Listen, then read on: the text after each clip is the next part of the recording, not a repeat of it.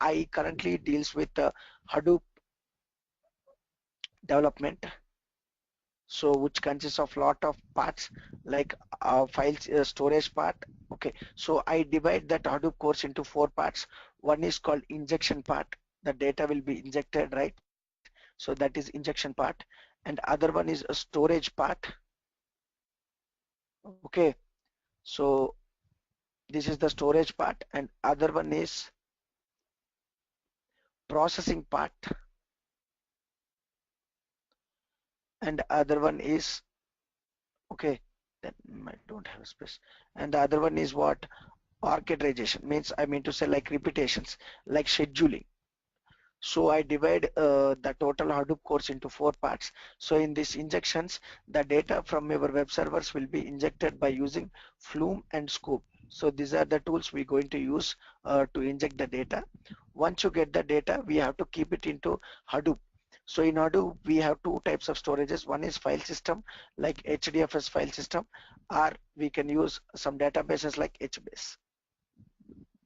Okay, so you get the data from your web servers by using Flume, and you get the data from your RDBMS, so into HBase or into HDFS. And we will also talk about tight integrations about these things. So Flume can inject the data into HDFS as well as into HBase. So we talk about tight integrations about these things. So this is of the storage part. Once we have the data will going to be processed, right? So first of all, in this pre-processing, we divided that components into 2 types. One is called pre-processing, and other one is called post-processing or regular processing. So you can use it like this.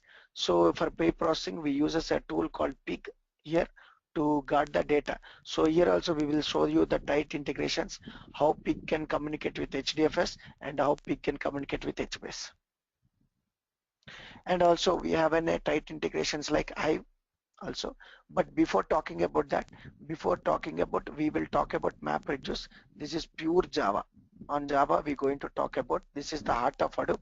So first we will talk about that, and then we will going to talk about Pig and Hive. So this is a purely post processing the data.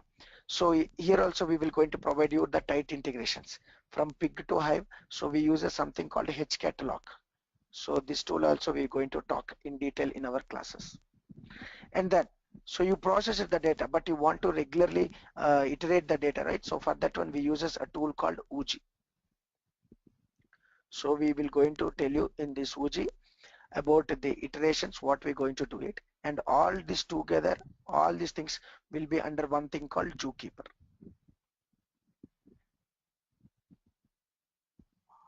So all these things will going to be stored in a one part. I mean to say, all this will going to be coordinated by something called Zookeeper. So we're going to talk about Zookeeper as well as a part of our course.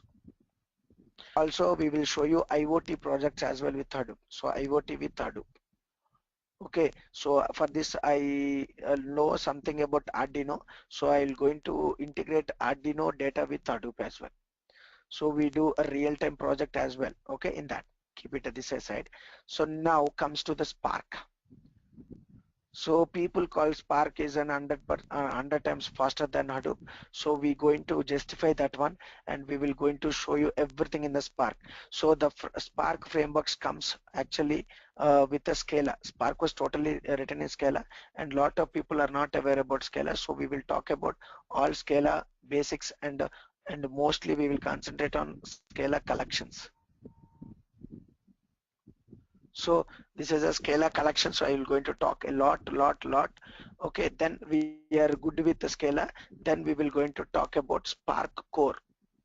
Okay, in that Spark Core we will talk about lot of things like RDDs and transformations and actions and key value pairs and accumulators, and a lot we will going to talk in the Spark Core.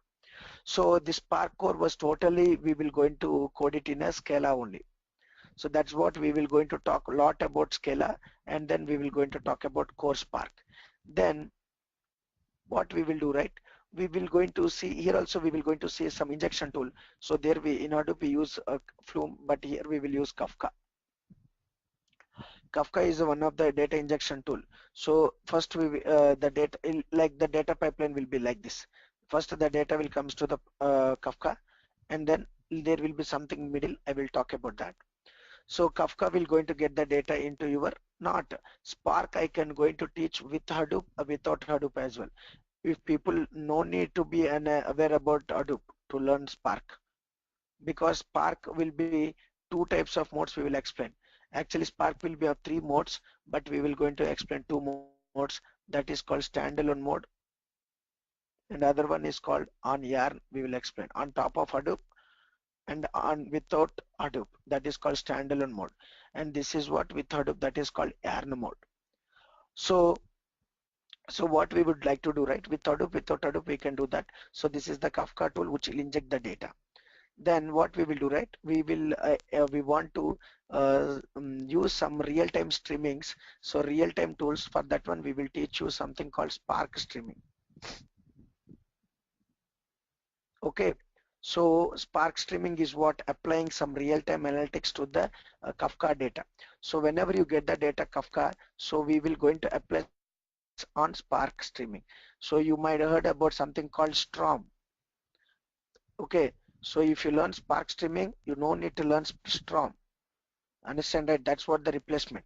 If you learn Hadoop also, because in Spark I will do both batch analytics as well as real-time analytics also we can do. So once we got the data by using Kafka, we will going to do this one. So I will show you tight integration about Kafka and Spark streaming as well. So after Spark streaming, we will going to till now you used Scala code to access the data that was there in Hadoop or with on your normal file system as well, because it's a memory computation. So we really don't bother about where the data gets stored on the disks. We really don't bother because it's all pure in the memory. So then next one is we will going to talk about something called Spark SQL. So here, right, if you are a Hadoop guys, we will show you how to integrate Hive with Spark. We will show you how to integrate Hive with Spark. This is called actually Shark earlier days, but they have moved everything to Spark SQL. Then we will talk about something called the mostly used database in the world called Cassandra, because we got the data from the Kafka, and we will going to filter the data and we will insert the data into the Cassandra. Then once we insert the data into the Cassandra, we can access by using Spark SQL, that one. So this is we will going to talk a lot. Okay, so I have a separate course on Cassandra as well. I'll talk about that one as well. So this Cassandra I will show you only the development here. Okay, then we will going to talk about the last part, that is called Spark ML. This is like which talks about machine learnings and everything. Okay, so the Spark batch, right, we are getting started. I am getting started with my peoples. So no any institute didn't consulted, because I didn't open it to any institute that I'm teaching a Spark. So we are starting from Saturday onwards. Saturday and Sunday only I will teach Spark. Okay, so um, here on the day, right, from morning 6:30 to 9:30 is the batch. Saturday and Sunday only. And also I already started some batch which I had done with two classes, that is at evening 7 to 10 p.m. This is AM. Okay, so this is about the Spark which I'm going to start. Okay, clear. So this is about the Spark. So we're going to talk about another solution of big data, that is called Cassandra, which is a NoSQL database. So I already forwarded the course content of this one. This Cassandra, we will talk about both development as well as administration. Both development as well as the administration. So in the development, we will see a lot about architecture, So you in real world, you can easily answer any questions when you come to my Cassandra and Spark classes, because I'm currently working on these things very deeply. Okay, so if you people comes right and Cassandra, damn sure we can place them into their jobs easily. So this is what in deep we're going to talk about. This course itself 30 days. Usually people didn't even take 5 hours also about Cassandra, but we are presenting 30 hours class total in deep. If you see no SQL database, any people can't teach more than 5 years, Mm. 5 hours. But Okay. we going to give you 30 hours training. That much deep we're going to talk about Cassandra. All architectures, and we will say how to add a new data, a new node to the cluster, what is a ring topology, and what is murmur 3 partitioners, and all these things we will going to see in the Cassandra.